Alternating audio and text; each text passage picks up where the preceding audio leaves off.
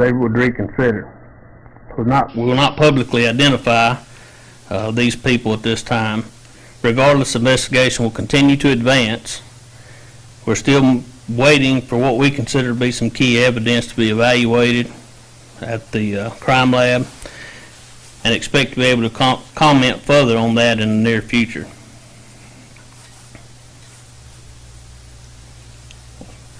In the meantime, we still believe that someone knows something and will do the right thing by coming forward. This will be greatly appreciated by both law enforcement and by the Bailey family. Keith Bailey was shot to death at his home, which is off of Grant County Road 9, a short distance west of U.S. Highway 167 South and just south and west of the city limits of Sheridan. If you're familiar with the area, but Grant 9 is a paved road that turns off by what most people know, the old Skinner's Tire Shop. The scene consists of a camper trailer, which was Keith's permanent or temporary residence. It was situated between two mobile homes. Again, the murder occurred in the early morning hours of August 23, 2019.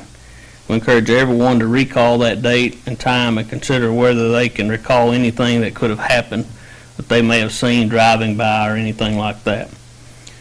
If anybody has seen anything or heard anything, we ask that they come forward and cooperate with the investigators. It may not be something that they think was significant that they seen, but it may be that small piece that we need to wrap this thing up. I'll take a few questions if y'all wanna.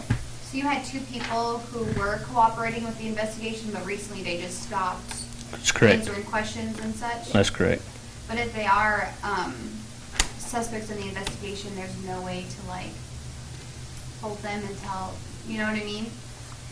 No, I'm not to the point to say that, you know, where we can hold them or anything for anything, but we wish they'd reconsider and maybe help us with this.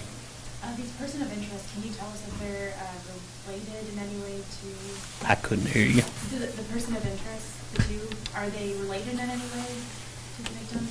I'm not going to get into who they are or anything at this time. Were the two found through tips, or were they just helpful from the beginning, or how did they stand out?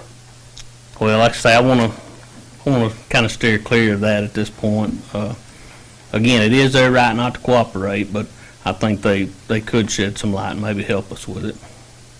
Who called in for when he was found? Who called in to you guys?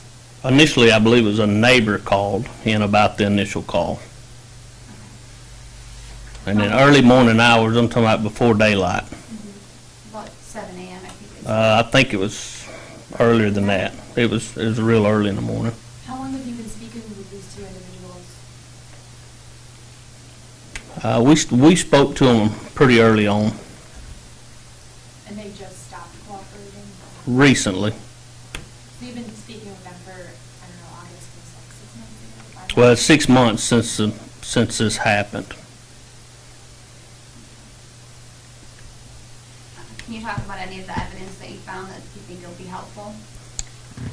Well, I think there's several pieces of evidence that's being tested, you know, at the crime lab. Like I said, there's some forensic evidence, some ballistics evidence, and several other things that maybe I think is going to be helpful when we get that back. Was that recovered from the scene the day of, or? Yes. Okay. Do you think it was these two people together, or just one of them? Well, I'm not going to get into Okay. that. Okay, and that's it for us. Thank y'all for coming.